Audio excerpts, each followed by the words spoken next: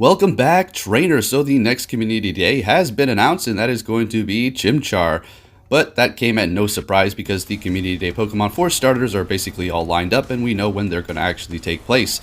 So let's go ahead and go over this.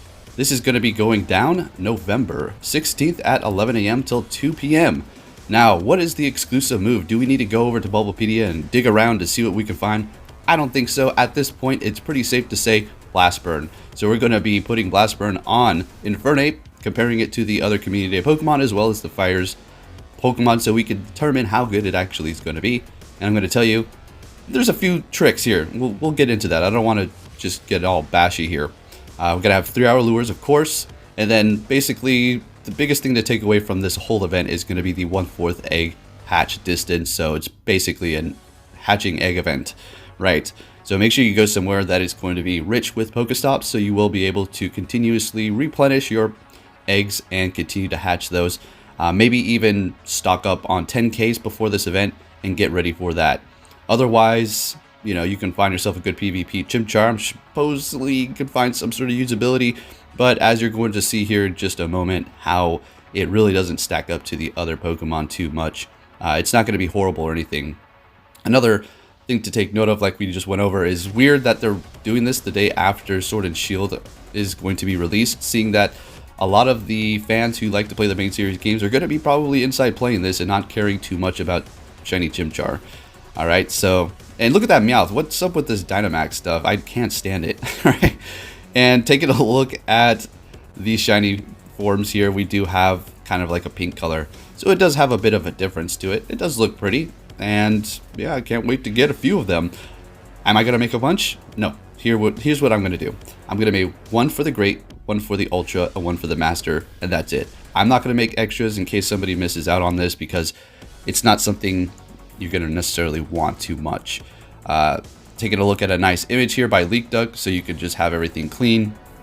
As you can see, increased spawns for Chimchar, 1/4 egg distance, 3-hour lures. And maybe you can mess around with some of the elemental lures and see what you can get out of there.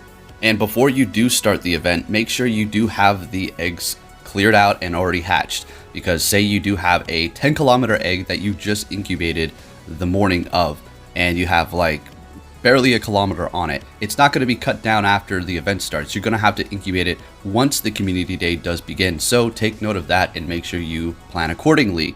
Alright, now taking a look at all of the Fire starter Pokemon that have received a community day. Of course, minus Infernape, but we all know that's going to be down the line shortly, so we're just going to include it. We have Blaziken, which is going to be your best Fire starter Pokemon with Blast Burn. Absolutely fantastic, the highest attack out of all of these so far. Then we have Charizard and Typhlosion. Now the thing about these two is their stats are exactly identical, as you can see here. The only difference is that Charizard can learn Fire Spin and Typhlosion can only learn Ember. Ember being the less superior Fire Quick move, therefore Charizard being a better typing, as well as carrying that dual typing of Flying on Charizard, making it not actually weak to ground. So that is going to be a bit of a benefit, also picking up a few weaknesses compared to Typhlosion. Typhlosion is actually pretty good with Shadow Claw, Blast Burn. It can find some pretty good usability in PvP. Now, taking a look at Infernape, though. Alright, here's the deal. This is what I'm going to tell you on this. It's not going to be like, oh, this community is complete garbage. This Pokemon sucks. You don't need it at all. I'm going to flip it around, and I'm going to try to find some positivity out of this, because it's not like everybody's been playing from the very beginning of time on this game like a lot of us have. There's, you know, plenty of new trainers. So, what I'm going to say to you is try to find yourself a high CP Chimchar if you're looking to, you know, get a good fire Pokemon and you're fairly new. Possibly to go up against Reggie Ice, or whatever else. You just want a good fire Pokemon, and you don't want to spend too much Stardust, or you don't really have too much.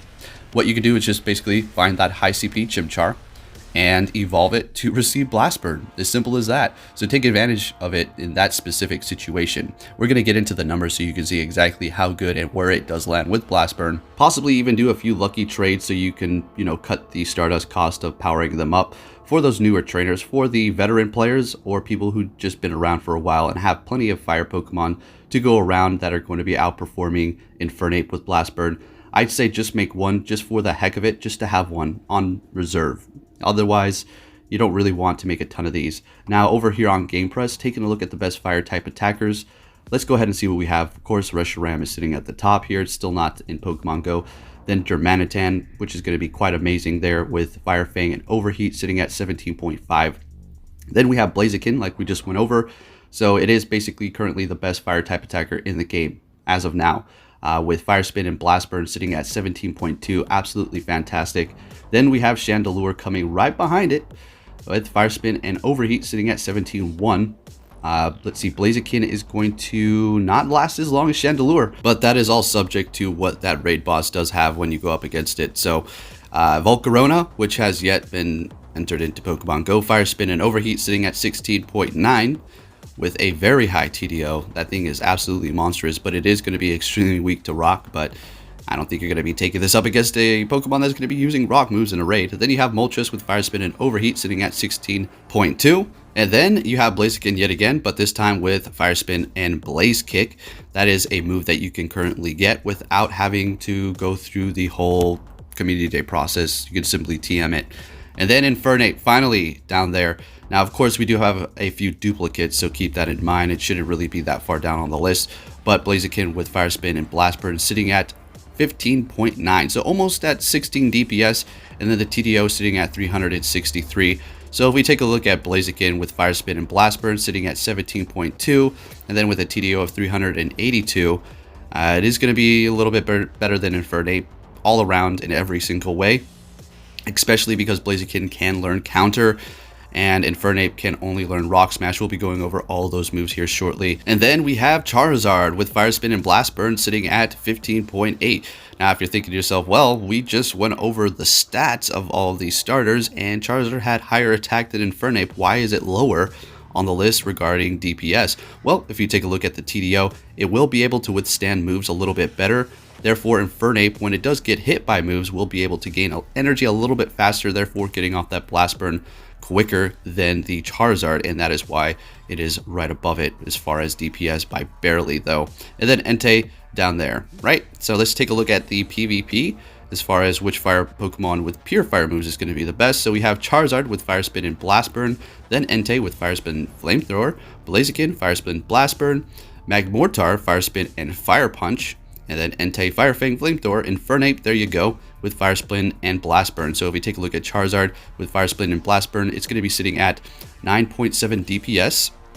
And then the Infernape is going to be at 8.9 DPS. So it's not too far behind, and I'm sure it could find some usability, especially with Rock Smash. Although Rock Smash is an absolutely horrible move to use in PvP as well as PvE.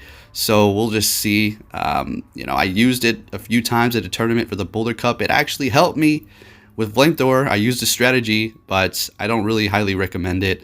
We'll see how it works out. I'm sure it's going to be fine.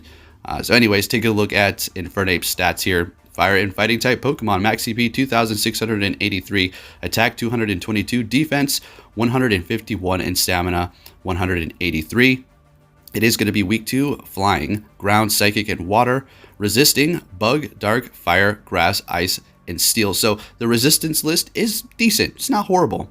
Taking a look at the quick moves, we do have Fire Spin, which is going to be your best fire quick move, and then Rock Smash, like we just went over, is not going to be the best around, but it's still a fighting move. Say you work up against a Bastiodon, you're locked in there in whatever situation. I guess you can, hit it with super effective damage. But at the end of the day, Blaziken, it's simple as that. Same typing and better moves, all right, and better attack. For the charge moves on Infernape, you do have Close Combat, Solar Beam, and Flamethrower. So, that is something that it has going for it, apart from the other ones. Typhlosion does have Solar Beam, so I guess you could minus that one. But Infernape, it could run, say, Fire Spin, Overheat, and then Solar Beam for a bit of coverage for those Water-type Pokemon. So it's not all bad. Previously, you would probably have wanted to run Fire Spin or Rock Smash, depending on the situation, but more than likely Fire Spin, and then Solar Beam and Flamethrower, or maybe Flamethrower and Close Combat, really depending upon the meta or how you wanted to compose your team. So Infernape, at the end of the day, is something you do not really want to mass evolve a whole bunch of them, because there's going to be things that are going to be outperforming it. So there you have it, trainers, everything you need to know about the Chimchar Community Day, finally evolving all the way up into Infernape. Is it going to be something you want a whole bunch of? Absolutely not. This is definitely going to be an egg hatching event, so make sure you stock up on those if you are somebody who likes to hatch eggs and get Stardust. Personally, for myself, that's exactly what I'm going to be doing, and I'm also going to try to live stream it. So if you enjoyed this video, please give it a big thumbs up, share it with your friends if you found it useful, and I'll be catching you all next time. Take care.